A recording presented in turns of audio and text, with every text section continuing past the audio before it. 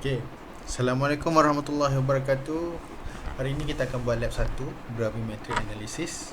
Okay. Determine the concentration of unknown silver nitrate solution. Okay. Kita nak menentukan kepekatan ataupun dalam kes kita ni kita nak tahu mass dia of unknown silver nitrate solution. Kita tahu solution tu nama dia silver nitrate, tapi kita tak tahu berapa banyak dalam tu. Jadi kita tak tahu kepekatannya, kita tak tahu berapa gram dia. Okay. So macam mana kita nak buat? Pergi ke laman web ni. Okay.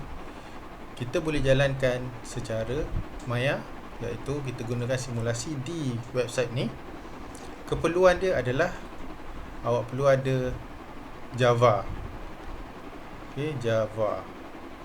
So, macam mana nak download Java? Okay. Pergi ke virtual lab sini. Okay. Sebab kita pakai page HTML ni berkait dengan Java lah. So kalau siapa-siapa tak ada keluar gambar macam ni, bermakna awak tak install Java lagi. So tekan download Java ni. Okay. Java plugin ni yang awak tak ada, pergi ke Java plugin, awak akan pergi ke website Java lah, dan download lah. Okay, dan install. Lepas tu tutup dan buka balik awak punya browser ni, kemudian buka balik link ni, dan awak akan dapat lah benda ni. Awak akan nampak lah virtual lab ni. Okay. So macam mana kita nak laksanakan, nak buat lab ni secara maya. Okay. So kita kena faham dulu. Kita tahu solution ni nama dia silver nitrate. Okay.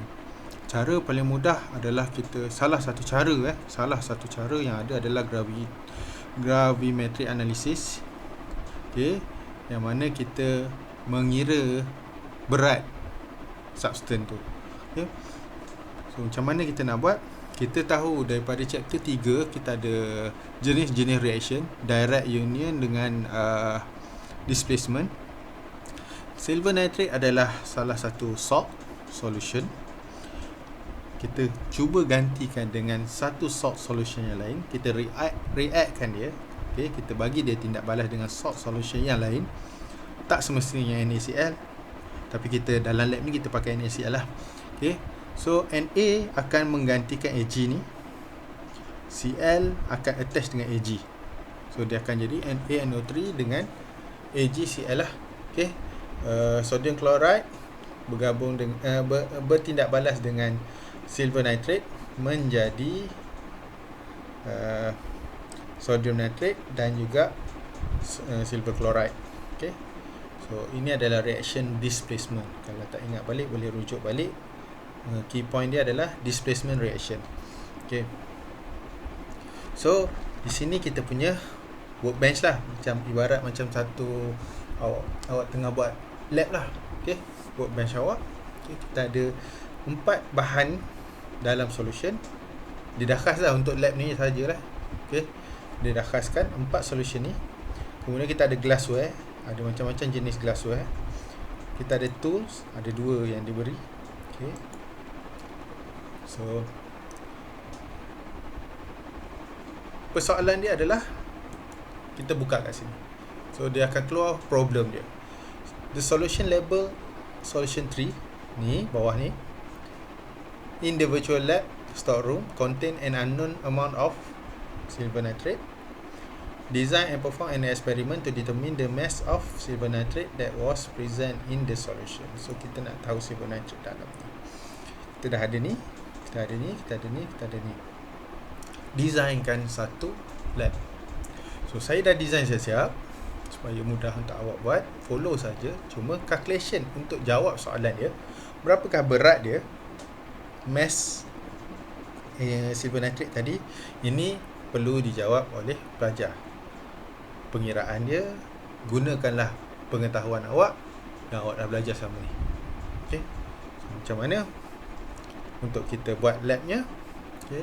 First, kalau awak tengok di sini, sodium chloride aqueous, silver nitrate aqueous. So untuk bertindak balas, kedua-dua ni perlu berada dalam bentuk aqueous ataupun liquid state lah, liquid phase.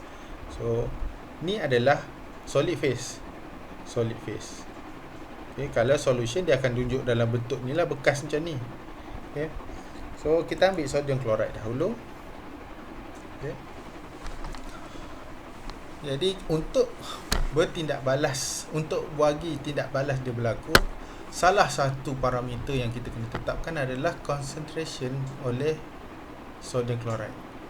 Sebab kita boleh hasilkan sodium chloride, yang kita nak kira adalah silver nitrate. So sodium chloride ni saya cadangkan kita buat 0.1 molar stock solution. Stock solution 0.1 molar. Macam mana nak buat 0.1 molar? Okay. Kena fikir molar apa dia punya equation. Dalam chapter 4 solubility, tak silap saya. Kalau tak chapter 4, chapter 5, antara dua tu. Okay. Solubility, molarity adalah equal to mole of solute over liter of solution. So kita boleh tetapkan dua parameter di situ. Kita nak cari gram of solute. Okay. Kita nak cari mole of solute. Kemudian baru kita boleh dapatkan gram kan. Okay. So kita pakai satu beaker 250 ml ni. Okay. Bermakna di sini saya nak fixkan satu value saya, iaitu saya nak solution saya 100 ml. Maknanya nanti air yang saya masukkan adalah sebanyak 100 ml lah. Okay.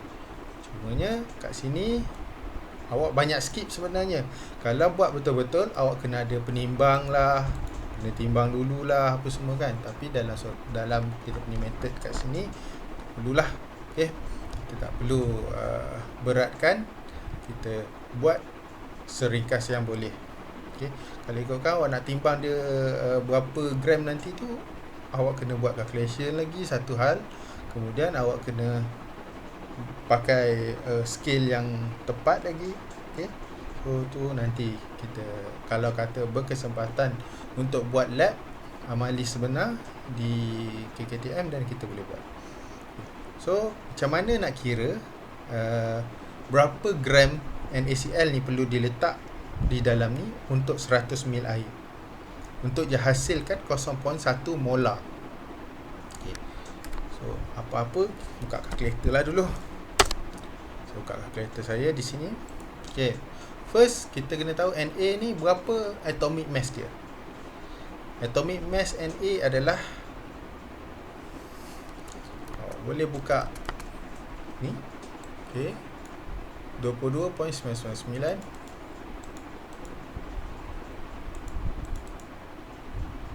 990, sorry. Dan Cl adalah 35.453. So total NaCl adalah, molecular mass ni adalah 58.443 gram per mole. Gram per mole. Okay. Kita dah dapat, kita tetapkan kita nak hasilkan 0.1 molarity. Kita dah tetapkan air sebanyak 100 ml. So berapa mol? Betul tak? Kalau ikutkan calculation, molarity adalah molarity equal to mole of solute over gram over liter of solution. So liter of solution kita dah tahu 0.1 kan, sebab dia dalam bentuk liter. Saya nak 100 ml je. 100 ml is 100 ml lah, 0.1 liter. Molarity 0.1. So 0.1 kali 0.1. Okay, sebelum pada tu saya nak remark balik, ni adalah 58.443 ni saya kena simpan lah, kena commit dekat dalam memori lah. Okay. So tadi apa, 0.1 kali 0.1 adalah 0.01. 0.01 mole of solute. Okay. 0.01 mole of solute. So mole of solute kita adalah NaCl lah. So, macam mana nak convert daripada solute mole tu kepada gram, pakai yang calculation segitiga lah. Gram gram bahagi mol dapat gram per mol, ataupun gram kali gram per mol dapat gram, ataupun mol kali gram per mol dapat gram, kan. So yang itu yang awak kena pakai lah. Sekarang kita dah ada mol 0.01, kita dah ada gram per mol 58.443. So kita boleh tahu dia punya gram lah. So kali je lah 58.443, 0.58443. So kita perlukan 0.58443. So bila kita tarik, dia akan minta berapa banyak awak nak. So tadilah 0.58443. Okay, dah boleh remove lah, boleh simpan balik lah. Simpan balik. Okay, dalam ni ada apa? 0.58443. So kita tambahkan air tadi berapa banyak? 100 ml sahaja. Okay, kalau ikutkan awak kena kacau lagi kan, apa semua kan. Tapi anggaplah benda ni dah settle lah. Okay, so kat sini awak boleh renamekan dia, namakan NaCl. So solution. Okay, dan solution ni kalau boleh kita nak ada beberapa banyak, beberapa lagi. Kalau boleh buat 3 ke 2 ke, awak boleh duplicate saja. Tak perlulah buat balik lagi sekali ke, kira balik semua. Okay, saya sediakan sampai 3. Okay, so takut tak cukup. Sebab kalau awak tengok pada equation di sini, sepatutnya awak mengira dahulu yang mana satu limiting, yang mana satu excess. Tapi cerita dia, kita bukan nak tahu limiting ataupun excess. So kita nak tak nak, kita kena jadikan dia AgNO3 ni sebagai satu benda yang limit. Kita tak tahu kan dalam ni ada berapa. Jadi kita jadikan dia limit. So kita accesskan NaCl sebanyak yang mungkin. So kita banyakkan NaCl punya solution. Okay. So satu, kemudian kita ambil solution kita. Okay, ambil solution kita di sini. Okay. So awak boleh tengok parameter yang sama, data yang sama. Okey, so kita nak campurkan kedua-dua bahan ni, dua-dua jenis ni lah. Okay. Bila saya campurkan NaCl dengan, kita tahu ni adalah AgNO3, tapi kita tak tahu berapa berat, berapa concentration lah, kan. Okay, so bila dah macam tu, kita kena ada satu bekas medium untuk kita campurkan dia. So saya pakai bekas besar, senang, takutlah terlebih kan. Okay, so, macam mana nak buat? Okay, saya masukkan dia ni dalam ni. So kalau saya nak tulis 10052 ni takut tak tepat, so pakai yang realistik. Kita hold to pour, kita pour over lah. Kita macam ibarat macam dia tuang. Okay, so kita tuang sampai habis. Okay, so sini dah kosong lah. Pastikan dia ni kosong, jangan ada pula lagi. So buang. Kenapa saya suka buang ni? Sebab kita tak boleh letak banyak barang kat atas ni. Okay, so bila saya buat macam ni, okay, ini dia punya information.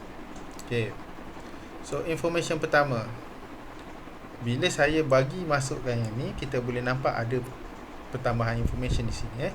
So saya tuang sikit dulu, nampak AgCl ada banyak ni, 0.57923. Okey, tambah lagi sampai bila? Sampai okey, dah habis. Okay. Sampai bila kita kena tambah ni? Sampai nombor dia dah tak berubah, 143327. Okey, saya masuk yang kedua pula. Naik lagi, makin naik lagi ni nilai di sini. Makin naik 1.5, 1.6, 1.7, 1. Okey, saya tengok macam dah tak berubah, 193368. Tak apa, kita remove. Okay. Untuk apa? Untuk kita tak mengulangi proses yang sama, so saya duplicate siap-siap. Okay, saya tuang lagi sekali. Naik tak? tak naik dah. 193368. Jadi kita dah dapat buat value ni. Value ni perlu direkod. 1.93368. So awak buatlah macam mana, sebabkan ini adalah fix. Kita tak tahu berapa concentration ataupun berat dia. Bila dia bertindak balas, 1 mol NaCl bertindak balas dengan 1 mol AgNO3 menghasilkan 1 mol sodium nitrate solution bersama silver chloride precipitation. Okay, so precipitation ni limit dia boleh jadi sebanyak 1.93368. 1.93368.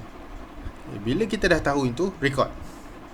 So ini adalah final record yang mana awak perlu masukkan dalam awak punya result lah. Okay, sebab awak perlukan nilai ni untuk mengira jawab kat sini nanti. Untuk pengetahuan lagi, jawapan adalah berbeza untuk setiap pelajar. Sebab yang dia bagi solution ni berbeza nilai dia. Dia bagi secara random, secara rawak.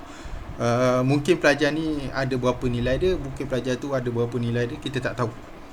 Okay, tu cara untuk lab 1 ni. Dia dah bagi macam tu. So kita follow saja. Dan jangan tiru kawan lah, memang takkan dapat. Okay, tak akan sama. Percayalah saya, memang takkan sama. Saya buat, tengok ni, berapa kali buat ni, lain-lain nilai ni. Hari tu lah saya buat.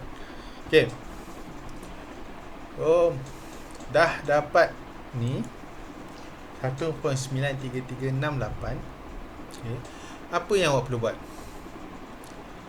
Ini dalam bentuk gram. Apa yang kita boleh buat dalam bentuk gram? Kita boleh tukarkan dia jadi mol. Okay, cara dia saya rasa awak dah tahu. Awak boleh nampak. Tukarkan dia jadi mol. Cari Ag punya concentration, cari Ag punya atomic mass, cari Cl punya atomic mass. Okay, dah dapat gram per mol. Okay, kita dah dapat gram. So gram bahagi gram per mol tadi, dapatlah mol dia berapa. Mol yang ni sepatutnya samalah mol dengan ini. Sebab apa? Sebab 1 mol ni bertindak balas dengan 1 mol ini, menghasilkan 1 mol ni dan 1 mol ni. Nampak? Jadi kalau kata yang ni kita dapat 0.5 mol, contohnya 0.5 mol, yang ni confirm lah 0.5 mol juga, tak lari jauh. Yang ni pun 0.5 mol, yang ni pun akan jadi 0.5 mol. Okey, begitulah dia punya cara. Jadi saya akan skip bahagian record untuk pengiraan, sebab ini adalah pengiraan untuk pelajar. Okey, so saya pause dulu.